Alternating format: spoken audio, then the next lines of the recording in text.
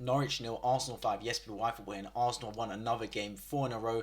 Job done, job completed. Boxing Day win secured in the bag. If you're new around, if you enjoy Arsenal, if you enjoy football content, please consider subscribing on my road to 700 and drop a like down below so the algorithm gets this video out to more people. And as always, leave your thoughts on the game in the comment section down below. As an Arsenal fan, as a Norwich fan, or as a football neutral, I'd love to hear it. So yeah, we've come into Carrow Road against the Norwich side. Let's be honest, they were riddled with injuries and COVID related issues, yet we got the job done. You can only beat what's in front of you, and we're beating what's in front of us convincingly. 5-0 now, back to back away wins. Leeds was a good one as well, 4-1, 5-0 here, 9-1 on aggregate. Come on, you cannot complain, man. This could easily been a banana skill game for Arsenal. We came away with a convincing win. As always, going through the game first, it was a 3 p.m. game, so you had to find a dodgy stream for those of you that lived in the UK. And I swear to God, finding 3 p.m. games is a myth, man. It is honestly a myth. Impossible to find a good stream. It's either laggy, it's either like 540p, like not even HD at all, or it's either like 5 minutes behind. Mine was a combination of all of them, basically. Yeah, I still managed to watch the game to the best of my abilities and see what was going on, and we scored basically straight away. Bukayo Saka scoring it. Ødegaard, one of his many assists today, flicked it over to Saka, and then Saka through the legs of the defender, past gunning goal, who, let's be honest, was a terrible goalkeeper, and that made it 1-0.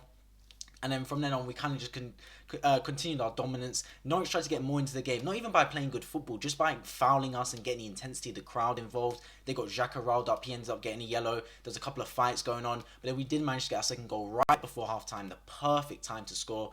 Collect the ball again, Ødegaard. This time, plays through Kieran Tierney, dummied by Lacazette. Tierney running overload on the left side and then shoots into the bottom corner. Pass gun to make it 2-0 in the 44th minute, and that was it. That was basically the game done heading into half time. We did come out in the second half, and then we took our foot off the gas a little bit. We've got a game in literally 2 days against Wolves coming up, so I think Arteta told the boys that just keep playing your football, but don't go too gung-ho. We don't want any injuries here to just come out with the 3 points, so we just kept our foot off the gas a little bit, but we eventually did get our third goal. Bukayo Saka again, what a goal this is, man. He had Brandon Williams on toast the whole game, stands him up, and then feints inside, takes another touch. Brandon Williams is solid, and just left foot bends it into the bottom corner from the edge of the box. A terrific third goal to make it 3-0 to Arsenal. Then we got the fourth in the 84th minute. Smith-Rowe coming on, fires the ball into Lacazette. It's a crisp pass, and then Kabak goes right through the back of Lacazette. It's a nailed-on penalty. Lacazette then does dispatch the penalty after we missed our previous 3 penalties. So that was a good penalty to score. And then we round it off to make it 5-0 when Pepe squares it off. It got deflected a little bit off the defender, and either way, Smith-Rowe throws it at the back post to tap it in and make it 5-0. And that was it. That is all that happened in this game, a 5-0 win. As you can see from the stats, look, we only had 16 shots. Compared to previous games, we've had like around the 20s, mid-20s, and only 6 on target, so we were very clinical today with our chances. And we got the job completed at the end of the day. That's all I can ask from the boys. I take away from home, I just look for the 3 points, to be honest. The performance is one thing. Everyone talks about an away day performance. Yeah, it's great to have an away day performance. We did have that today. But for me, the priority number 1 is come home with 3 points if you can, especially against a team that's bottom of the Premier League, let's be honest. Like Norwich City are going to get relegated this season, and they'll be back up the season after. So you have to win these games. You cannot drop points in Norwich, especially with the fact that Spurs also won today. They're looking strong recently with their new manager, Antonio Conte. We've got some tough games coming up in January, so we need to maximise points in these December games. We've got Wolves next. That has to be 3 points as well, because then next month I believe we've got Manchester United, Man City, and and Spurs all in the Premier League in January. So a tough January. So we need to get our points here in this December period that's drawing to a close, especially the fact that we've got a game in less than 48 hours against Wolves, which we'll also have to be up for. In terms of the actual player ratings now, Ramsdale in goal didn't have anything to do. I'll give him a standard 7. Can't give him more because Norwich offered nothing. They offered absolutely nothing whatsoever. He caught everything that came his way, and his distribution, to be fair, wasn't really tested, but he made a couple of nice passes. Right back, Ben White played there, and Ben White had a decent game. I'll give him a 7. I'd prefer him at centre back, but he still looked good. For me, he's not in the build of a right back. I know he played there at times for Brighton, and also in a right centre back of a back 3 for Brighton, but he hasn't got a player build for a right back. He's too tall and chunky to play right back. For me, I prefer him as a centre back. I prefer the right backs to be a bit like Kieran Tierney, a bit more agile. Ben White, I know he's got good with the ball at his feet, but he's not an agile footballer, so he wasn't really a right back for me, but he did his job today filling in, so I'll give him a 7. Right centre back Rob Holding, the one change to come in, played fine as well. Literally nothing wrong with Rob Holding. I'll give him a 7. There's one time we blocked off Pookie that kind of could have been. Wasn't a foul, but it's a bit dodgy. Like, you don't have to do anything stupid like that and give them any kind of reason for the ref to give a red card or a foul or something. But other than that, had a great game. Gabriel also next to him played well, give him a 7, standard 7 for the whole defence. They weren't really tested, but they didn't do anything wrong.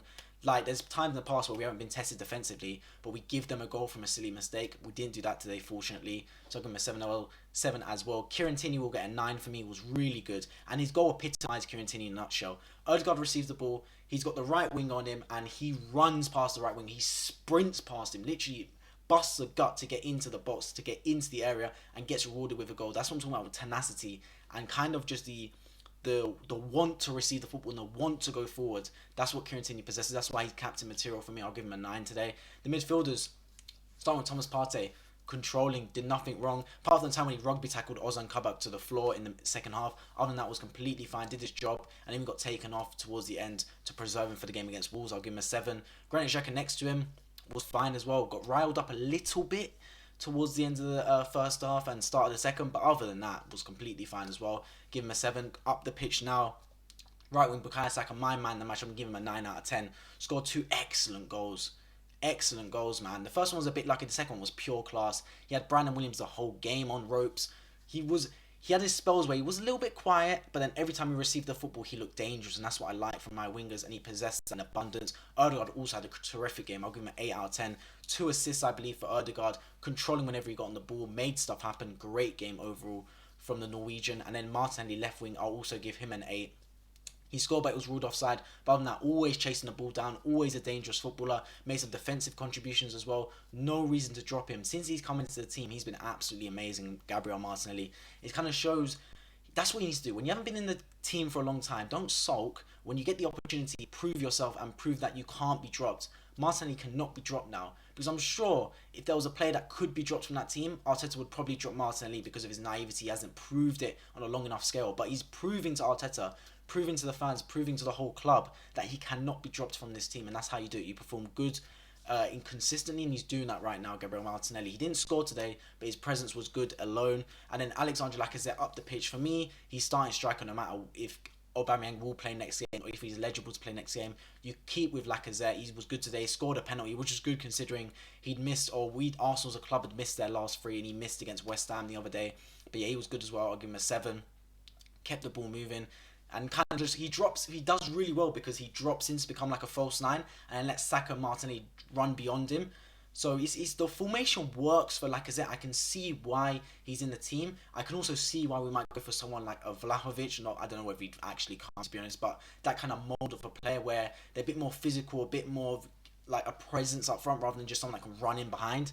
I think Arteta likes that presence. So that's why he's going for Lacazette, and that's why I also think we'll offer him another year on the contract. But yeah, that's a player rating. In terms of the subs, Mohamed El Neni didn't have much time to do anything, so I'll give him a standard 6.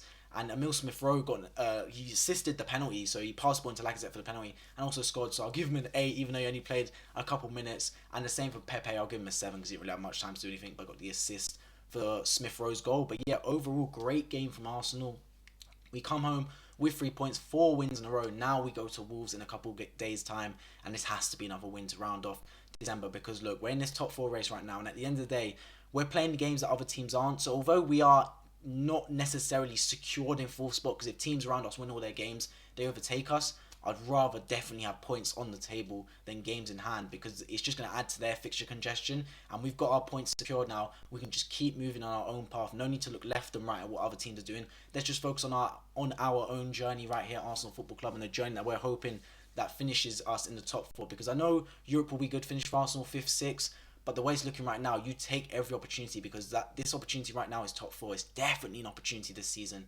United aren't at it. Spurs were in a bit of like a process changing their manager. Leicester aren't at it. West Ham look vulnerable at times. We can definitely get at this top 4 right now. I think the position's wide open, and we're definitely one of the teams charging for it. So why not keep pace with that position? Who knows, come the end of the season, we might end up snagging that 4th spot and Champions League. Because remember when Liverpool were in their transition period, and Jurgen Klopp first came in, he got Champions League that first season. He got Champions League, and then that's how he built the whole process from. Just getting that Champions League football is so important for this football club. I know you can say, oh, but like, you're getting Champions League under Wenger, but no, we need a reset. we've had this reset now, and then the first opportunity is to get this top 4 now under this new manager Mikel Arteta, and then hopefully build on from there, kind of starting from the bottom up. We have now started, so that's what I like to see, and that will be so important for this football club. But yeah, leave in the comment section down below your thoughts of the game. As I said before, as an Arsenal fan, Norwich fan, or football neutral, if you're new around, if you enjoy Arsenal related content, if you enjoy football related content, please consider subscribing on my road to 700. I'll catch you guys in the next video.